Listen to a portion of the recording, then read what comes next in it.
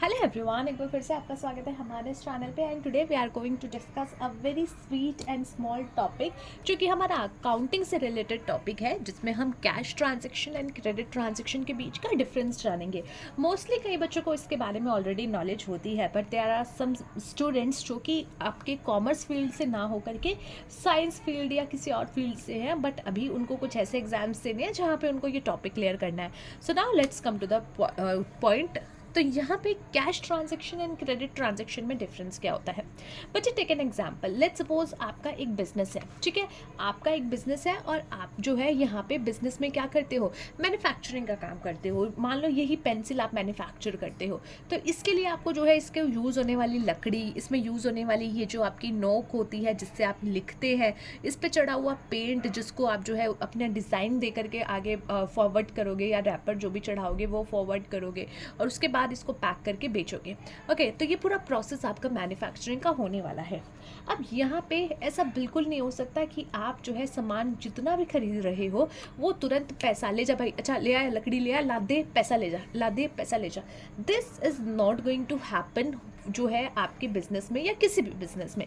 आप कोई भी बिजनेस उठा करके देख लो, आप अपने पास के जनरल स्टोर का बिजनेस उठा करके देख लो, वहाँ पे भी क्या होता है, एक जो है फटफटिया पे एक अंकल आएंगे, वो ब्रेड के पैकेट या बेकरी का जो भी सामान होता है वो दे करके जाएंगे, या बीड़ी सिगरेट जो भी होता है वो दे करके जाएंगे और फिर ऑर्डर लिख के चले जाएंगे, और एक दिन आएंगे वो हिसाब करेंगे और उसका पैसा लेकर के जाएंगे।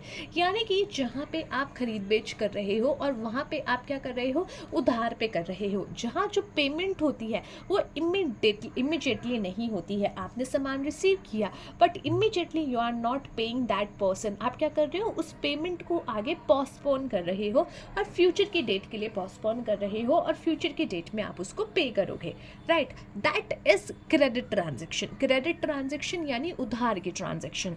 वही कैश ट्रांजेक्शन यानी कि सामान लिया पैसा दिया, सामान लिया पैसा दिया, सामान लिया पैसा दिया, वो सिचुएशन आपकी होती है, जो कि आपकी यहाँ पे बहुत कम जगह पे आपको दिखेगी, बहुत कम मार्केट्स में आपको दिखेगी।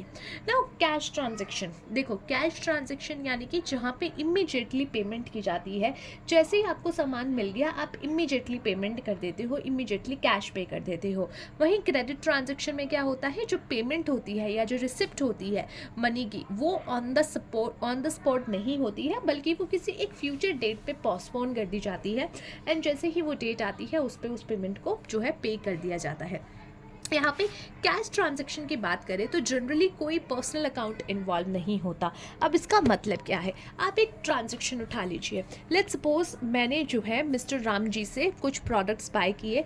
मैंने मिस्टर राम जी से लेट्स सपोज मैंने पेंसिल्स बाय की, ठीक है, 10 पेंसिल्स बाय की, और मैंने उनको कैश में पेमेंट तुरंत कर दी।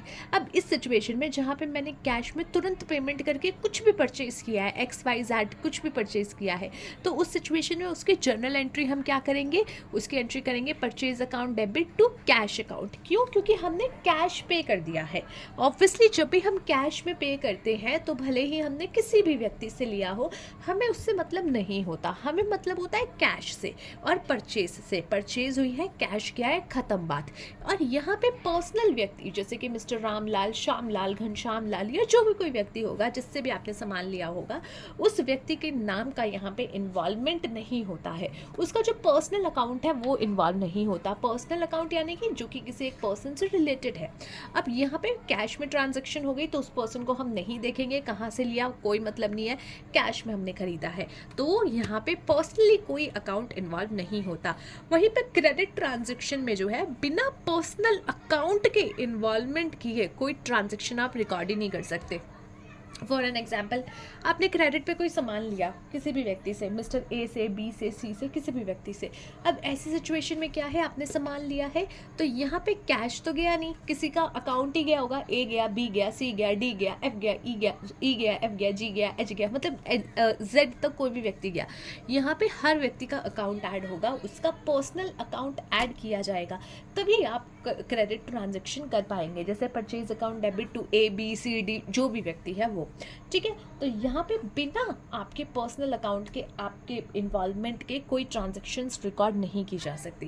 कैश ट्रांजैक्शन की बात करें तो एक बिजनेस फर्म जो है वो कैरी करेगा अपना business only with cash transaction, मतलब can carry, okay sorry, business firm में कैरी। अब देखो आपके पास ऑप्शन है यहाँ पे कि आप कैश पे काम करो या क्रेडिट पे काम करो।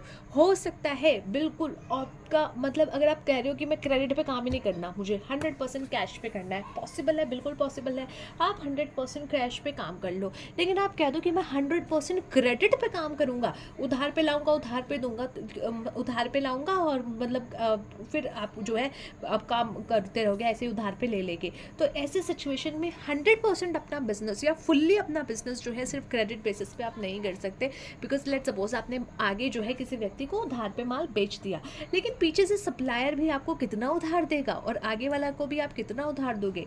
सो there is a certain limit, आप उधारी दे सकते हो बट एक लिमिट तक दे सकते हो, उससे ज़्यादा नहीं दे सकते।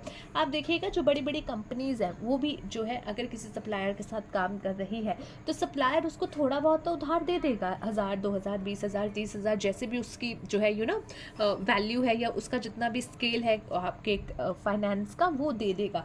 बट उससे ज़्यादा अगर लिमिट जा रही होगी तो वो बार बार आपको कॉल करके याद दिलाएगा कि भैया जी पेमेंट करा दो, भैया जी पेमेंट करा दो। तो यानी कि आप जो है 100% कैश ट्रांजैक्शन पे करके अपना बिजनेस चला सकते हो, लेकिन सिर्फ और सिर्फ क्रेडिट ट्रांजैक्शन पे अगर आप चलना चाहो तो वो प्रॉब्लम हो जाएगी किसी भी फॉर्म के लिए, राइट। कैश ट्रांजैक्शन जो है वो रिकॉर्ड की जाती है कैश बुक में, और क्रेडिट ट्रांजैक्शंस जो होती हैं उनको रिकॉर्ड किया जाता है जनरल जर्नल में और या फिर आपकी स्पेशल सब्सिडरी बुक्स में, जो कि आपकी कैश बुक के अलावा जो सब्सिडरी बुक्स होती हैं, परचेज बुक, आपकी sales book, purchase return, sales return book, इन तरीक़ों की बुक्स में आप उसको रिकॉर्ड करते हो। So that is it for today guys, let's see you in the next video. Till then, take care of yourself and take care of your health and bye. अच्छा, take care of your mental health also. मेरी तरह मत बन जाना।